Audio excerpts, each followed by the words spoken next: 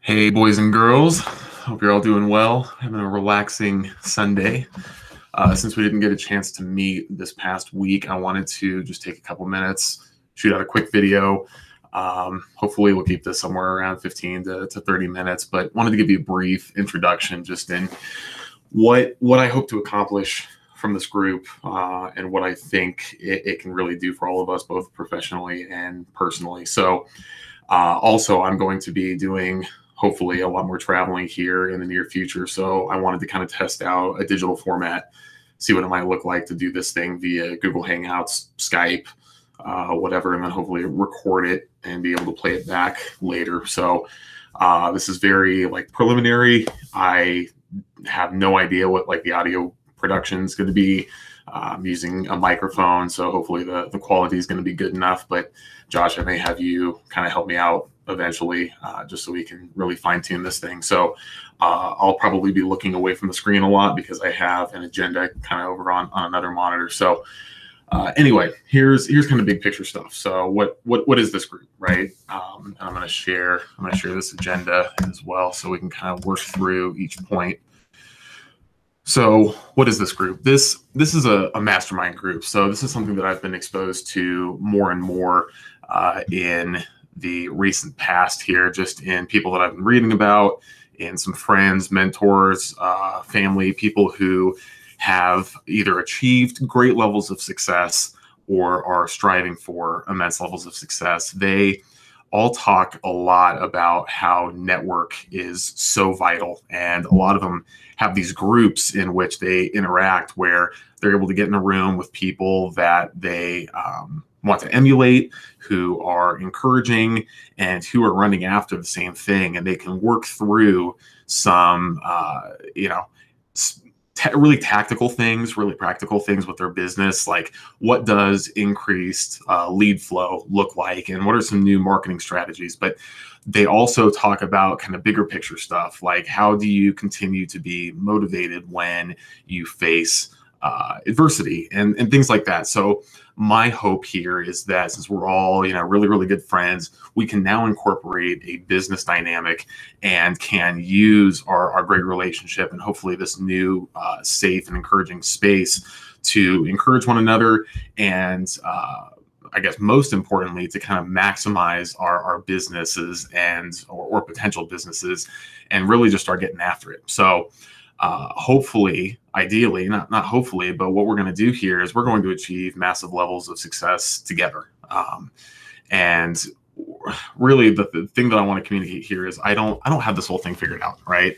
I want to make sure that I never come across as preachy. These are just some things that I've learned here in recent memory and things that I've read about, again, people that I've been exposed to, and things that have just changed the way that I view the world and business and opportunities in the marketplace. I think that we very often we shortchange ourselves, if you will. So in that, I think the biggest thing that we're going to face and the hardest challenge for us is going to be our mindset. In this culture specifically, we've been conditioned to not really strive for huge, outrageous, outlandish goals. We live in this society where mediocrity is accepted and celebrated, and people who actually set these huge goals are almost demonized, right? You look at people like Mark Zuckerberg and Jeff Bezos and people who have just achieved these immense levels of success. And a lot of people, I mean, they talk trash all the time. They're, what can they do with that much money? And they're penalized, they're demonized, right? So I heard this great analogy recently. I've actually heard it a few times, and I think it perfectly summarizes kind of the way that we are taught to interact in the current marketplace and in American capitalist society. So there's a little bit of conjecture as to the accuracy of this story, but back in the 1920s, there was a professor and a research scientist who did this sociology study where they put 5 monkeys in a room and they put a ladder in the room. And at the top of the ladder, they put a barrel of bananas. So anytime one of the monkeys would climb up the ladder to try to get to the bananas, they would be sprayed with cold water, right? And so this went on for a while. And eventually they learned, okay, we're just not going to climb the ladder, even though the bananas are right there. So what they do is they swap out one of the old monkeys and they put a new monkey back in, right? Now, that new monkey would see the bananas, would start to climb the ladder, and what would happen? The monkeys that had been conditioned would pull the monkey down, wouldn't let him climb. Wasn't sprayed with cold water. All the other monkeys had been conditioned. So one by one, they swap out these monkeys, and eventually they have a room of 5 monkeys that had never been sprayed by water, but they all know that they can't go for the bananas that are sitting up top. And so I think that analogy communicates so well what we've been taught, growing up, and that certain levels of success are okay and attainable. But really, if we want to, reach for the stars, if you will, it's never going to happen. It's never going to happen for people like us. And it drives me crazy because why not? Why the hell not? There are multi-millionaires and billionaires, first generation, who have achieved incredible levels of success. And why them, right? What makes them special? Some of them are educated, but I don't think that education is the key here. I think that as we'll kind of start discussing, there are a lot of tools and resources that are far more important than your background, your ethnic background, where you grew up, whether you were poor growing up. If you're educated, all that stuff, it doesn't play a role if your mindset is right. So I just want to challenge you to challenge the status quo. As you start thinking and mapping out what your goals are going to look like, don't set the bar low. It should be the opposite. Don't think, practically speaking, what is it that I can attain? Because we're actually going to be aiming way, way higher in this group. That's what this whole thing is going to be about. So transitioning from there, what I want to talk about are our goals a little bit. So the first question that I want to ask and kind of pose to ourselves in this group is, do we want this? Do we want our businesses, our independent businesses, to be the ticket to our success? So first question is, do we want this? And the second question is, are we willing to do whatever it takes in order to get there? Now, when I say whatever it takes, we have certain tenets that we live by. We're going to do it ethically. We're not going to hurt other people. We are going to do all of this in a way that creates balance in our own lives, because the key to success here is not working 90 hours a week building our own business so that hopefully one day we can have success later. That's not the vision. That's not what we're going to do here. But we also have to be convinced that we're going to do whatever we can within our power to make this thing work. So again, we'll kind of talk through some of that. But I had an interesting experience at church this past week. And for a long time for me, I had always envisioned that if I'm running after success in business as like a huge, huge goal of mine, then that means that I'm not very spiritual, and I must not be very pious, because I should be running after growing God's kingdom first, and then, maybe business can be second. And while I think that's true, there's a dimension of this that is just really eye-opening for me. And it's this idea that they don't have to be mutually exclusive, right? So the Bible Paul talks about in Corinthians, that we should run the race in an effort to obtain the prize. So he was specifically referring to our spiritual lives. And what I'm learning more and more is that there's no compartmentalization here. I think we have this tendency to think, I have a spiritual life, I have a personal life, I have a professional life, and really that's not true. We have one life. So why is it that we wouldn't want to run the proverbial race in a way to win the prize? And that means that we should do absolutely everything in our power to further the kingdom of God, but also that means that we should strive to attain the levels of success that we know we are capable of. Let's not settle for mediocrity, because it's a God-given commandment that we should work every day as if we're working for the Lord, right? So let's run after this thing with intensity in a way that we never ever thought possible. Deal? Okay. So in all of this stuff, as we start dissecting what it looks like to really pursue our goals, something that I want to challenge you with is this idea that discipline equals freedom. So if we want to achieve all these things that we talk about, discipline is going to be the way to get there.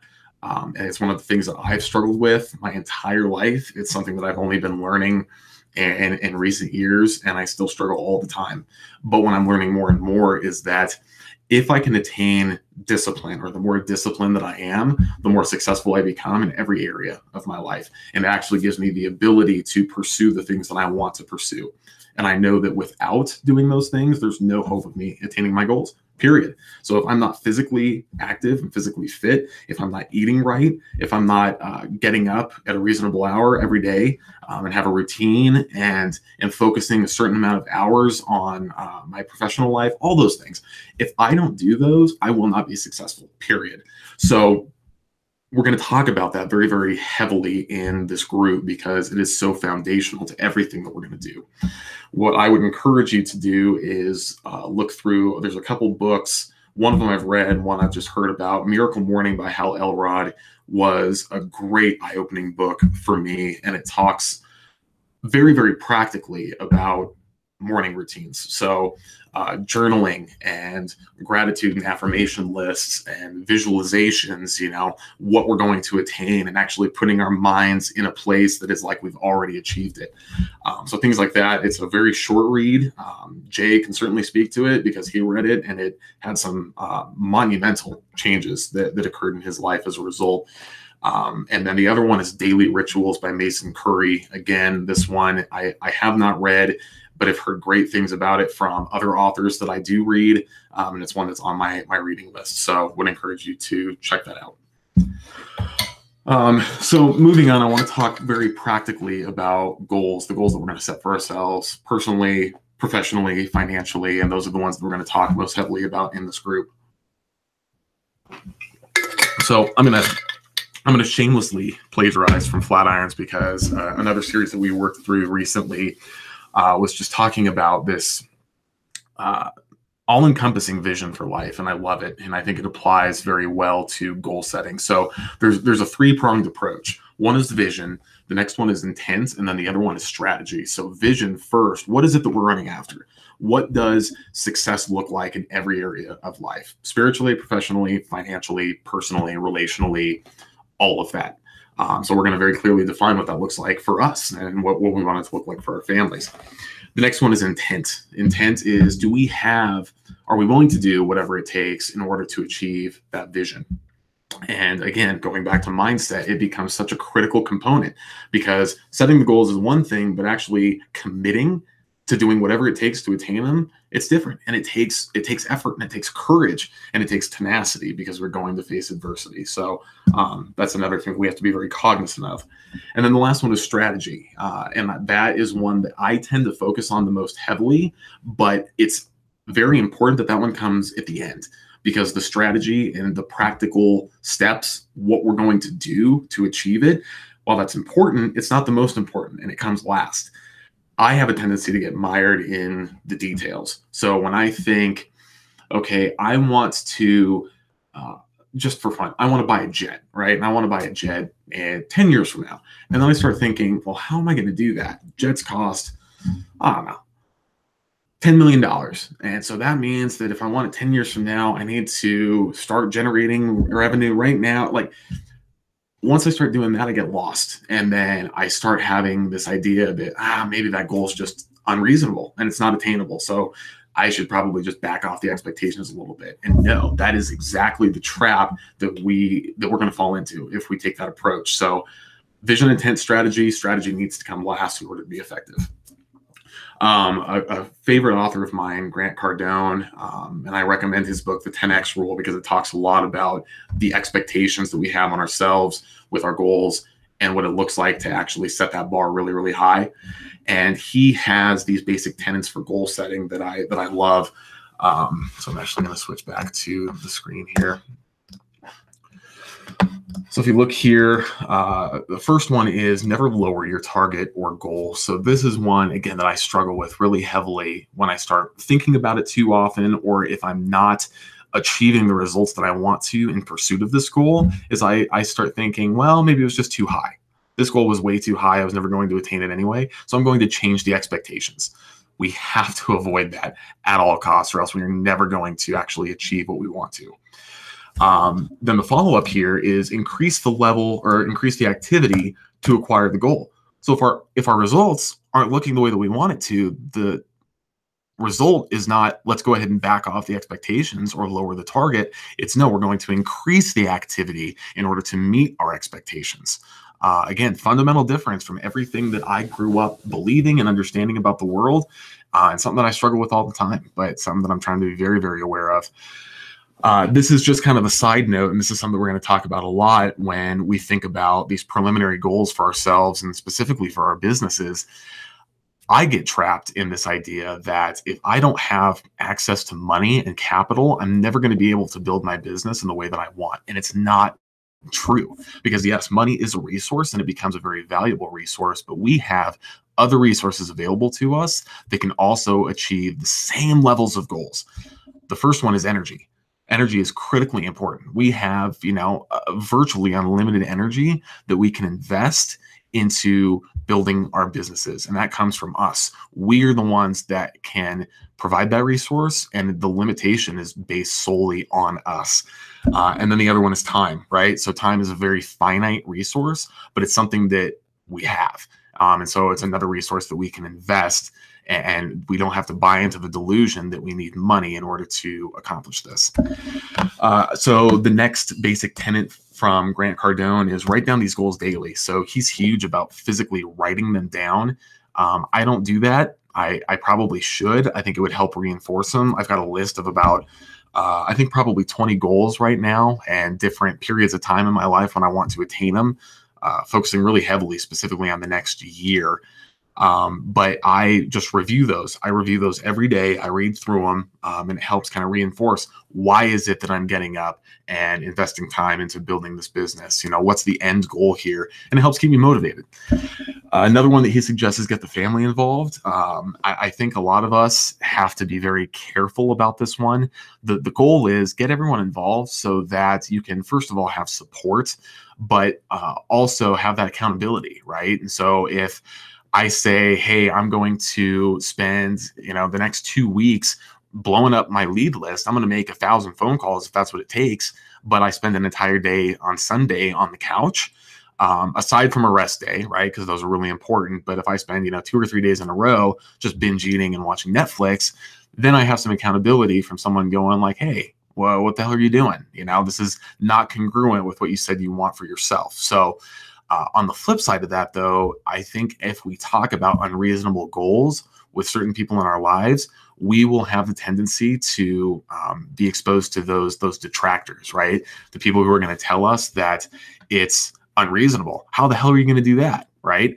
So again, family support, I think, is really good if leveraged properly, but we have to be diligent that we're not stoking the fire that could end up just getting us discouraged. And then the last one is be unreasonable. The only way that any innovation was achieved in this world is by being unreasonable. It's the way that Bill Gates was the richest man in the world for a long time, and now Jeff Bezos is the richest man in the world. Jeff Bezos decided that with Amazon, they were going to command the market space, and they did that, and they've done it exceptionally well. And as a result, he's now the wealthiest individual in the world. And I can guarantee you that they did not get there by pursuing reasonable goals. This idea that goals need to be reasonable and attainable is it's not true, right? It's so, that's what I'm looking for. No, it's just not accurate. We don't need to worry about being reasonable right now. We need to worry about devoting the energy and effort necessary to achieve. So just some side notes here, follow-up notes just on this idea of thinking big and setting goals. There's going to be shitty weeks. I have these ebbs and flows that happen all the time with me. Excuse me for a second. I'm going to stop this so I can look at the camera again. So I have shitty weeks. In my professional life especially, I go all over the map, and I'll have some months where things are great. I'm working out every day. I'm eating really well. And then I go into a period, sometimes of a couple months, where I'm just sucking wind. I'm not achieving the things that I want to achieve. I don't feel very good internally, whatever. The goal is to minimize the frequency and the duration that those happen. Having a support group kind of like this, I think, is really going to help us. I know it's going to help me. And I'd be willing to bet that it's going to happen to you guys as well. So the thing we have to remember, we're going to have shitty weeks. We're going to have shitty days when we just don't feel right, or we are working on overcoming a huge obstacle in our business, facing a lot of adversity, whatever that looks like. It's going to happen. The storms will come. Stay focused. Let yourself off the mat. Recognize that it's okay. You have a great support system around you and me and whatever. And so we're just going to give ourselves a break, and we're going to push through it, because that's how we're going to achieve these things. So just keep that in mind. Again, there's going to be detractors. We need to avoid those like the plague, right? They're a cancer. I personally have experienced this all over the place. When I talk about the things that I want to achieve, people say, no, it's not possible for people like you. Maybe they don't say it that way, but that's certainly the way I perceive it. And that's probably exactly what they mean. It's bullshit. And so we have to shrug that off if we want to push past what mediocre really looks like, and if we want that freedom. Okay. And then just some resources, some hugely profound books that I've read in the last couple of years that have shifted my focus in what I hope to achieve in this life, and what I think is possible, at least from a professional standpoint. 4-Hour Workweek by Tim Ferriss, where he talks very practically about building a business from the ground up that has passive income earning capabilities that give us the financial freedom to do what we want, right? So whether that's selling a product or a service or whatever, that can run with very minimal interference and involvement from me, the owner, that will just generate the revenue and the income that I need to support the lifestyle that I'm working towards. So really, really recommend that one. And then the next one is, I already mentioned it, the 10X rule by Grant Cardone, that is breaking down the barriers and telling us, stop setting the bar so low. Stop accepting mediocrity and complacency from yourself, because you're never going to get where you want to get. So check those two out. Okay. Whew, that's it. I'm off my soapbox. Just wanted to kind of get some of those things out of the way. Maybe it wasn't very linear, whatever. I think those are all very, very important things. So hope that some of it had a little bit of some relevance to you. So real quick, I want to cap this off by talking just a few minutes about some very practical things. So week one, and this will carry on kind of into the next session. What I want you to think about before the next session are just a couple of things. So as we start to set goals together for our business, the first thing that we have to look at is, what does success look like to us? So speaking just professionally right now, what do we want from our businesses? What's the goal here? So that could mean I want $250,000 a year coming in with very limited involvement. I want to sell 20,000 albums a month. I want whatever. So practically, what does that look like for your business? Financially is what I really want the approach to be, because that's how we should be setting these goals. We're all in business to make money, but we're in business to make an impact. So why is, I think, the most important question. Why do all this? I think it's totally fine if the primary focus of our business is to make money.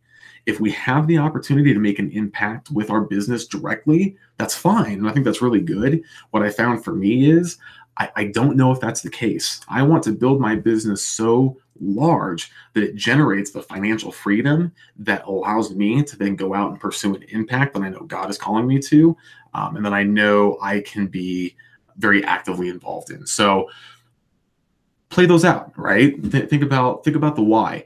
I want to make $250,000 a year from my business so that I can achieve total financial freedom, and that I can go out and not be limited by financial resources and be able to do whatever I want to. But I also want to have that kind of lifestyle for my family. I want to be able to put my kids through the best schools, whatever that looks like. Just clearly define the what and the why, specifically the why, because if our goal is just to get rich or attain financial freedom, the first time that we come across adversity, we're going to quit. It's going to happen. Promise. I've been there. Purpose needs to be the primary factor. It needs to be the driving factor for us, because that's the best way to not get Of course, if we believe fully in our vision, then when the shit hits the fan and we experience some bumps along the way, we can push through it and we can say, you know what, I'm in pursuit of a greater mission. So think about those. For me, like I mentioned, total financial freedom, that's my goal. Whatever that looks like. I'm setting some outrageously huge goals, specifically kind of lifetime goals, but even this year, what I want to bring in terms of income. One, because I have always had a tendency to set the bar low and I'm shooting for something higher. But the financial freedom piece is just, I want to go out and experience life and I want to make an impact. And the only way that I can do that is to have financial freedom. I don't ever, ever, ever want to be in a place again where I have to worry about the next paycheck. I can't go out and, grab drinks with my friends because my paycheck hasn't come in yet. Or I can't afford to go on this trip that everyone's going on because I don't have the money in reserves. I never again. That is my commitment. Never, ever, ever again. So the follow-up piece then, I want to be brainstorming revenue generation ideas. I'm going to go back real quick here. So for our businesses specifically, think about over the next week what our methods are of earning revenue. So I think for me, there's, the very basic and obvious one is I'm a consultant. And so revenue for me typically looks like consultant time. I spend X number of hours in front of X number of clients, charging X number an hour, and that equates to my total revenue. That's great. Here's the problem. It's not scalable. I don't want to have to work 100 hours a week, billing out, $100 an hour in order to get the financial freedom that I want. So there are so many other opportunities for us as business owners and in our respective fields and our trades, right? So I think about Brooke. Brooke's a really great example. I've been thinking about this a lot recently. So Brooke is a makeup artist, and she, again, like me, is very heavily service focused. But again, if we want this thing scalable, she either has to charge, $10,000 a wedding, in order to maybe accomplish whatever her financial goals are. But we can now expand that and include some other revenue generating ideas. So one of them is content production. And this is what the 4-Hour Workweek by Tim Ferriss talks about a lot. And it's this idea that if you, for example, and again, Tim Ferriss does this really well. He puts out blog posts like 2, 3, 4 times a week. And it's great content about his trade, his craft. And that's about personal disciplines and health and fitness and business. And he'll just write these great blog posts. He will do that in order to gain a following and to gain subscribers.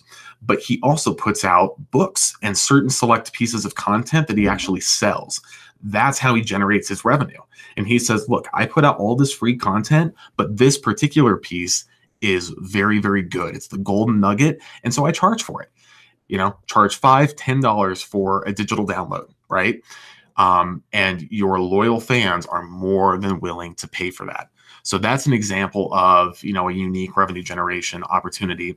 What that looks like for Brooke is, maybe she comes up with the 10 most important things for your wedding day. I don't know. I'm not, it's not my market. I have no idea what Brooke does. I envy her because I think she kills it in her trade. But whatever that looks like, it has to be good content. But look, you draft the content, you post it online, you drive traffic to it, and that's it. It's done. The product is done. It requires very little intervention from you. Okay.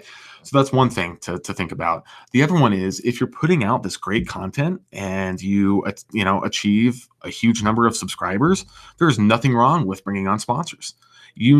Companies know that you're driving traffic to your site and they want in on the action.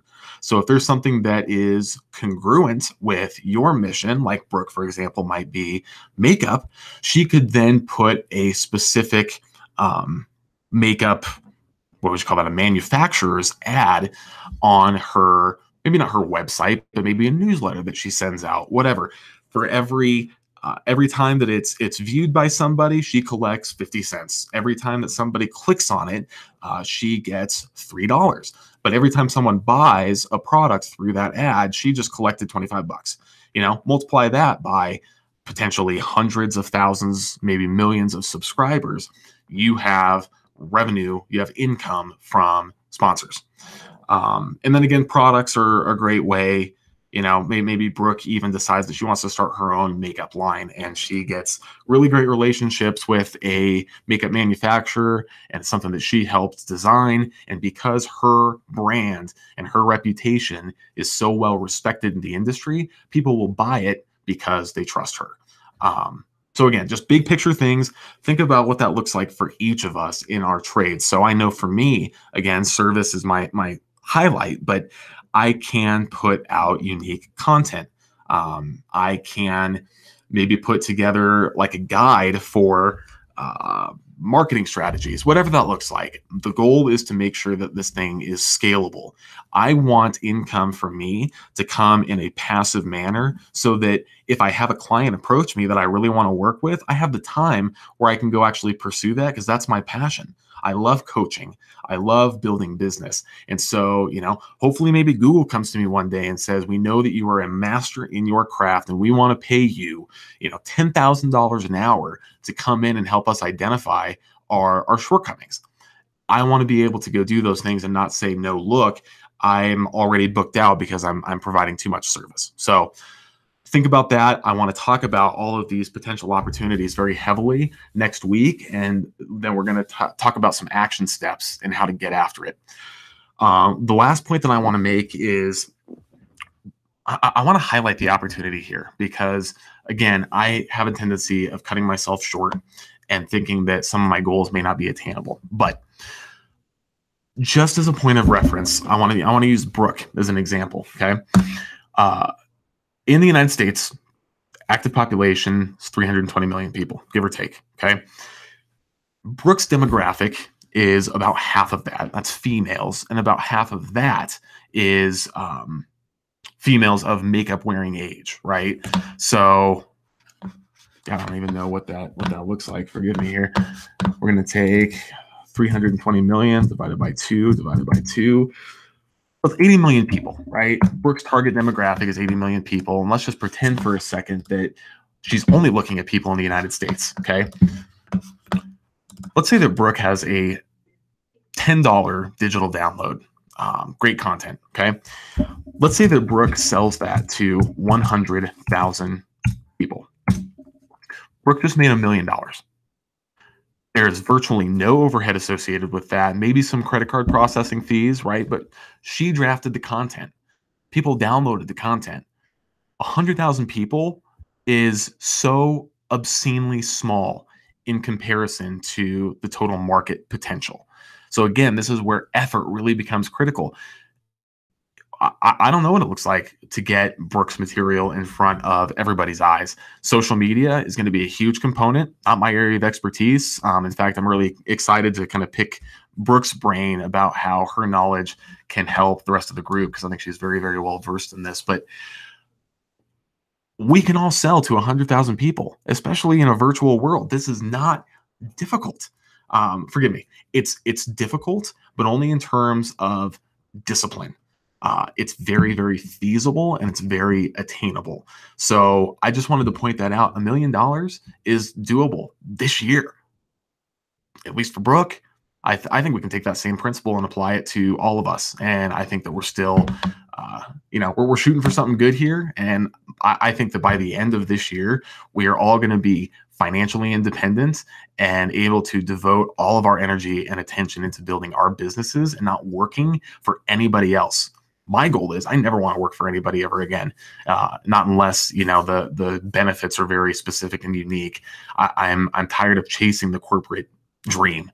I don't want to work 40 years at the same company and retire with the pension and the gold watch, because that means that I'm working 50 hours a week for 40 years for somebody else, and my efforts are not adequately rewarded. So, guys, we're going to get after this. This is going to be groundbreaking. This is going to be transformational in our lives. I hope I'm not scaring you away with my intensity, because I'm very, very passionate about this stuff. So if, maybe it's a little bit too much, feel free to kind of break this up into segments.